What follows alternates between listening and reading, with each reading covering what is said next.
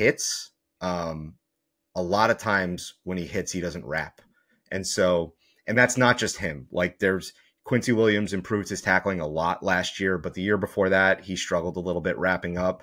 And, there's probably 15, 20 plays I can remember where the Jets had a play blown up, at the line of scrimmage or in the backfield, but they didn't wrap. And, the ball carrier would bounce off the hit and get another 7 or 8 yards. And so for a guy whose like primary skill set is tackling and sure-handed tackling, and who kind of ranks in some of the higher categories that he does in advanced stats, like I'm excited to see what he can bring to that room. I think it's like fiscally responsible. Not that it's my money. Like at the end of the day, I just want good players, like fit it under the cap. I don't care how you do it, but I think it is like fiscally responsible.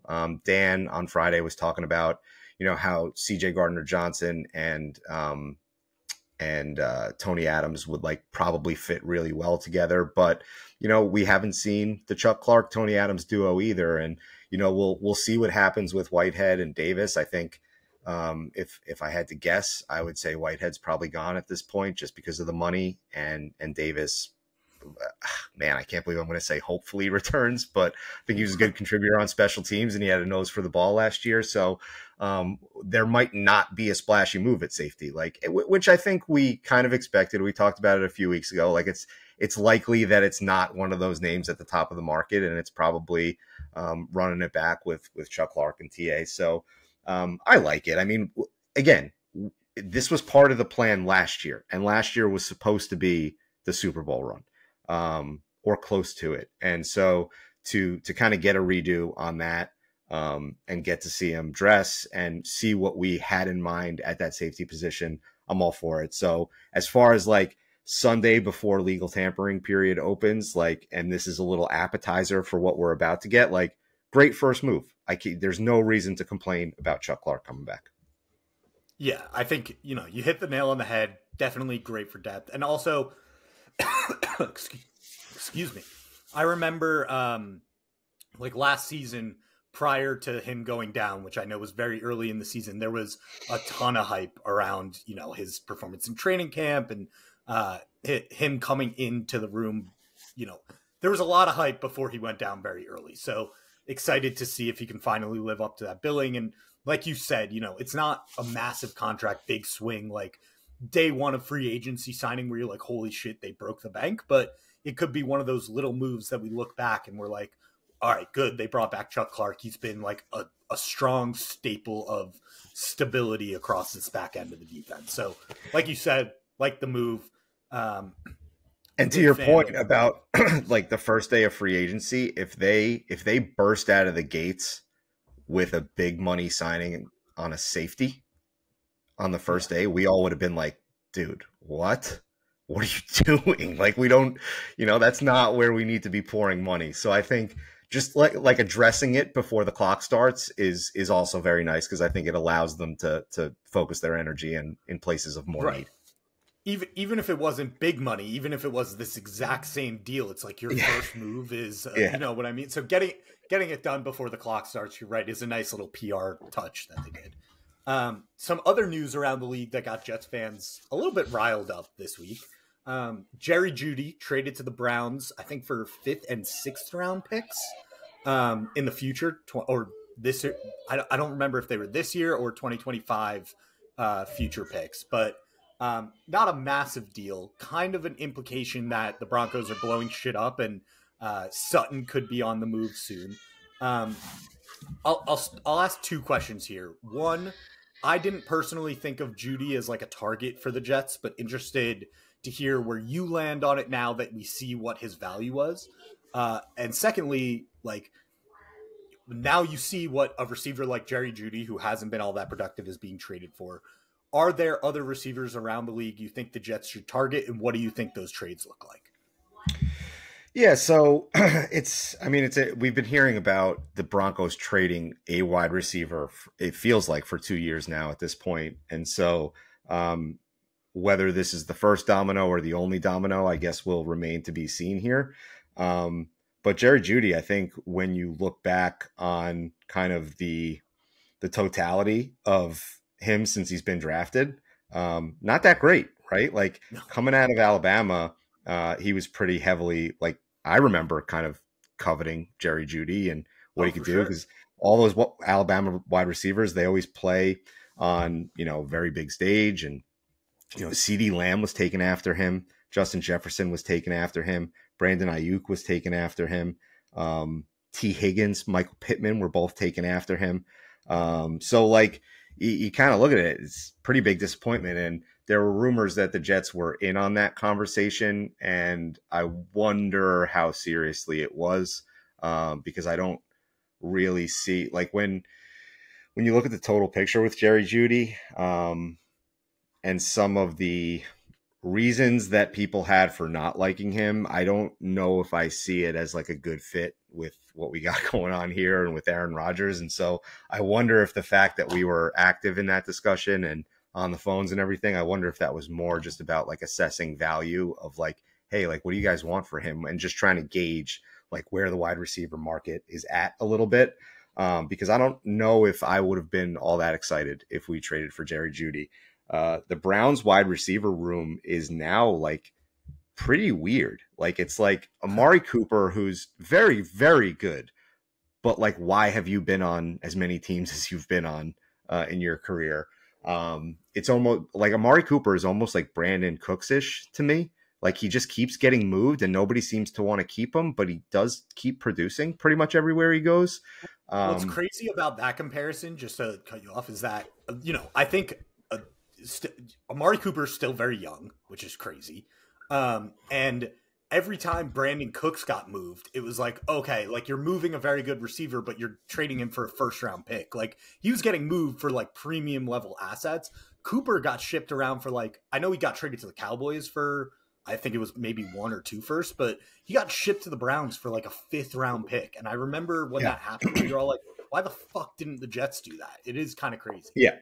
And it always, I don't like, my mind always goes to like, is he an asshole? Is he like really brutal to be around? Because it's hard to explain trades like that. And franchise, like wide receivers that good are hard to find. So when a guy's bouncing around that much, it's just a little strange. And again, Brown's wide receiver room is like Jerry Jeudy, Amari Cooper, and Elijah Moore. These are 3 like high draft picks. Elijah Moore probably would have been a little higher if he didn't pretend to be a dog and piss on the goalpost at Ole Miss. And, had a pretty good rookie year. And so like, it's a strange wide receiver room there now. As far as like, other wide receivers around the room, I think Jets fans are pretty unified getting behind Cortland Sutton at this point. Sure. He's big body. He can make those catches in the red zone. Like we could just throw that fade route at the 5-yard line and, trust that he's probably going to be bigger than the DB and be able to haul it in. I think Deontay Johnson is a really interesting addition to this conversation. We recorded that Badlands Roundtable on, I think that was last Tuesday night that we recorded it. And Joe was asking for like, hey, give us your wildest takes. And I said something stupid about Sam Darnold that I don't really believe, just to like kind of say something. And then Meeks comes in and he's like, I think Deontay Johnson's going to get traded to the Jets. And when he said it, I was like, I haven't heard anything about that, right? And then 3 days later, Rossini is tweeting that Deontay Johnson is, looking for a trade and the Steelers are listening to offers. And that's one that would be interesting. That's another guy that, he hasn't really played with a good quarterback ever. He's like, he's had a lot of like fantasy up and down success, not so much real life up, success. And so I think there's a lot of talent there, and that would be an interesting one to pursue, especially compensation wise. I'd be interested to see what the difference between a Sutton trade and a Deontay Johnson trade looks like. But I think I'd probably be open to either of those guys. Like, who do you think goes for more right now, Sutton or Johnson? And I'm asking this question without a full understanding of their contract situations, by the way. Yeah, I think Sutton got an extension already. So I think but it's like 6 1/2 the other, right? Because you have to pay Deontay Johnson, right? So either way, like there's a little bit of a downside where one guy you got to pay eventually if you want to keep him, and the other guy you got to take the contract on immediately. I would be interested to see how this Deontay Johnson conversation continues, if it continues to pick up steam. Because at the point in time right now, Sutton's been getting talked about for so long that I feel like my gut is that he goes for higher compensation. But I feel like the longer Deontay Johnson hangs around out there and people start to really explore that and like dig into him, I think his age, his lack of injury history compared to Sutton, and his potential probably ends up fetching more for him. So I think like if it happened today, probably Sutton goes more, but the longer this drags out, I think Deontay Johnson probably will get more.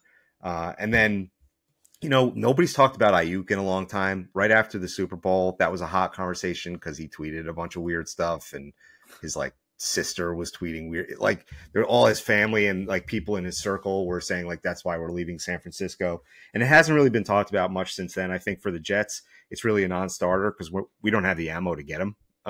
So like would I love Brandon Ayuk? Totally, but I just don't think it's realistic. And then like to me, there's always a dark horse that nobody knows about, and maybe it's Deontay Johnson, and it got revealed already. But like the year AJ Brown got moved from the Titans to the Eagles, like I don't know if anybody really. I remember being shocked when that news came out, and so there's always a possibility that there's some receiver somewhere who's maybe a little bit unhappy, or maybe the team is thinking about going in a new direction, and it's just not news yet. And during the draft, a big move happens, right? And so I would hope that the Jets have their nose in that discussion, and they're listening to what's happening, and that if that opportunity does arise, that they will be able to take a run at it. Because generally in those situations, like AJ Brown, he was moved for what, a second round pick, right? No, to the Eagles. AJ went for a first, and they took Traylon Burks. They tried to replace him immediately. It was like Okay. it was the 18th overall pick.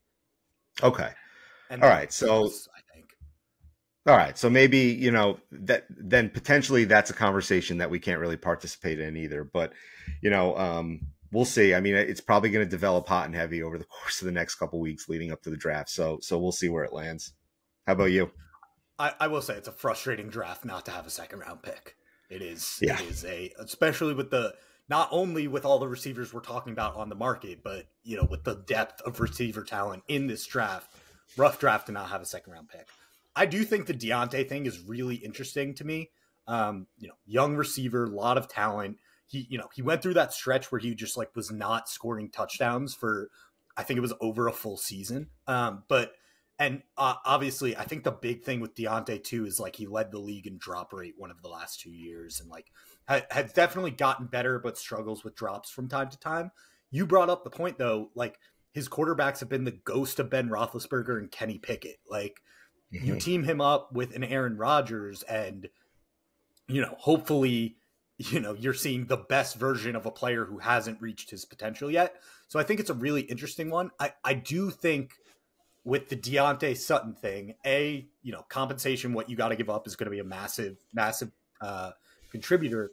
The other thing too is like, not to be this guy, but I know that Deontay has like sort of made a show, him and Pickens, of like sort of being in that diva wide receiver territory when they don't get the ball and things like that. And I do, maybe this is heliocentric or self-centered or whatever, but